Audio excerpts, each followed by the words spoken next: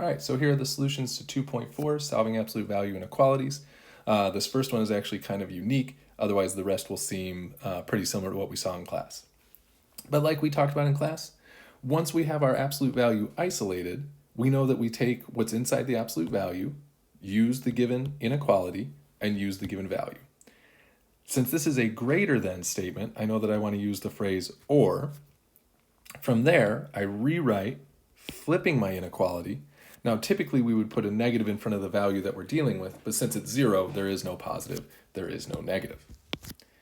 The steps I use to solve are going to be the same on both sides. I'm going to add 12 on both sides of my inequality in both inequalities. I'm going to divide by 3 in both inequalities. And it's going to get me that r is greater than 4 or r is less than 4. Again, this is a unique case, but if we think of what this graph would look like, we'd have an open circle. Sorry, it erased for some reason. We'd have an open circle at 4. We would graph to the right, and we would graph to the left. So that means that r could be all real numbers except for 4. Again, kind of a special case. I wouldn't expect to see something like that pop up on a quiz or a test. 17, our absolute value is isolated, so I'm able to set up my first inequality where I take what's inside my absolute value out, I keep the sign of my value on the other side of my inequality, and I don't change the inequality symbol. Now, since this is a less than, the inequality is less than, I know that I'm dealing with an and statement. I flip my inequality, and I make the value outside the inequality negative. From there, the steps that I'm going to take to solve this are going to be the same on both sides. So I'll multiply by 4 on both sides. 1/2 times 4 is going to get me 2 in the inequality on the left and negative 2 on the inequality on the right. I'm going to add 2 to both sides of my inequality. And so that's going to get me that t is less than or equal to 4 and t is greater than or equal to 0. Whether you leave it with the actual word and, or you take the time to rewrite it as the compound inequality, I end up with my graph starting at 0, ending at 4, with my circles filled in. In 18, there's no reason that I have to rewrite the inequality as I have, but I think for a lot of us it makes things a lot easier. Again, I see a less than statement, so that tells me that I'm going to have an and statement when I finish solving my two inequalities. I keep everything the same in my first rewriting of my absolute value. I change my sign, so I flip my inequality, and I change the sign of the value outside the inequality. And then from there, the steps that I'm going to see to solve are going to look the same. I'm going to subtract 2 on both sides of my inequality. I'm going to divide by negative 0.8 on both sides of my inequality. Notice that that's flipping my inequality symbol. And like the last one, whether you leave it as n is greater than 1.25 and n is less than 3.75, or you rewrite it as the single compound inequality, it's up to you. And then I graph with my open circles on 1.25 and 3.75 and shade in between. 19, my absolute value is not isolated, so the first thing I have to do is add 3 to both sides.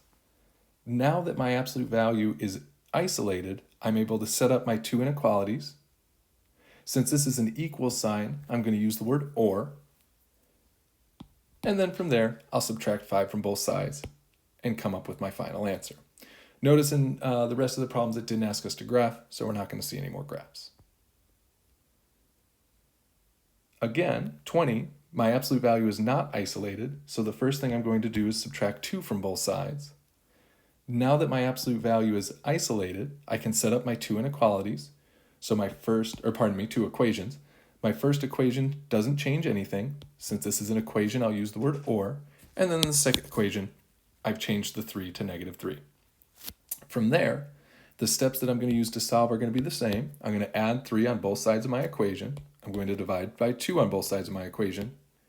And I get t equals 3 or t equals 0. 21 is very similar to 20. Really, the only difference is that I've got an inequality, not an equation. But before I can set up my two separate inequalities, I've got to isolate my absolute value. So the first thing I do, I subtract 3 from both sides of the inequality. Now that my absolute value is isolated, I can set up my two inequalities. The first one, I don't change anything. I just drop the absolute value bars. This was a less than statement, so I'm going to use and. And then notice I flip my inequality and I change the sign of 3. From there, the steps I'll use to solve are going to be the same. I'm going to add 1 on all sides of my inequalities. I'm going to divide by 2 on all sides of my inequalities. And I end up with u is less than or equal to 2 and u is greater than or equal to -1. Whether you leave it as the statement with the word and in it or you take the time to rewrite is up to you. And then I can graph. Although I don't think the book actually asked us to graph. 22, again, my absolute value is not isolated, so I'll start by subtracting 4 on both sides of the inequality. And then whether you say you're dividing by -1 or you're multiplying by -1, it's up to you, but I've got to get rid of this negative in front of the inequality. Now that my absolute value is isolated, and its absolute value is greater than, I know I'm dealing with an or statement. I rewrite my first inequality, not changing anything. I rewrite my second inequality, flipping the sign of the inequality and changing the sign of the value outside the inequality. And then from there, like we've seen, my steps to solve will look the same. I'll subtract 1 from all sides of my inequality. I'll divide by 3. And I end up with k is greater than 1 or k is less than -4/3. 23, my absolute value is not isolated. I'll start by subtracting 7. It's as if I'm trying to isolate a variable, and that just happens to be the absolute value. I divide by -3, and I end up with my absolute value less than or equal to 1. Since my absolute value is less than, I know that I'm dealing with an and statement. I rewrite my first inequality, changing nothing. Rewrite my second inequality, flipping the sign of the inequality, changing the sign of the number outside the inequality. And then I start solving. I add 7 to all sides of my inequalities, divide by 4. And again, if you leave it as d is less than or equal to 2, and d is greater than or equal to 3/2, or you rewrite it using the single compound statement, it's up to you. 24 is very similar to 23. Again, I've got to isolate my absolute value. So first thing I do is subtract 6, divide by 5, and now my absolute value is isolated. Its absolute value is greater than -2/5. So since it's greater, this actually should say or in between. So it's 2r minus 3 is greater than or equal to -2/5, and then I rewrite my second inequality, flipping my sign. Now, some people might have noticed at the very first step that something is unique about this problem.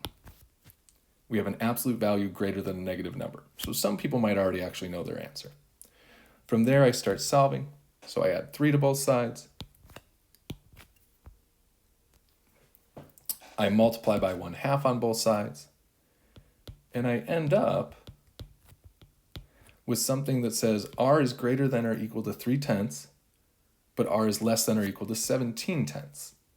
I end up with something that if I looked at the graph, I would have my 13/10, my 17/10. I would have a closed circle and shade to the right, a closed circle and shade to the left. Since this is an or statement that overlaps everywhere, my answer is actually all real numbers. And then finally, 25. Again, I've got to isolate my absolute value. I do that by subtracting 4 on both sides of the inequality, dividing by 2 on both sides of the inequality, and now my inequality is isolated. My absolute value is isolated. Since it's a greater than, I know I'm dealing with an or statement. I can rewrite my first inequality without changing anything. I rewrite my second inequality, changing my sign and changing the sign of the number outside the inequality, and then I can start solving.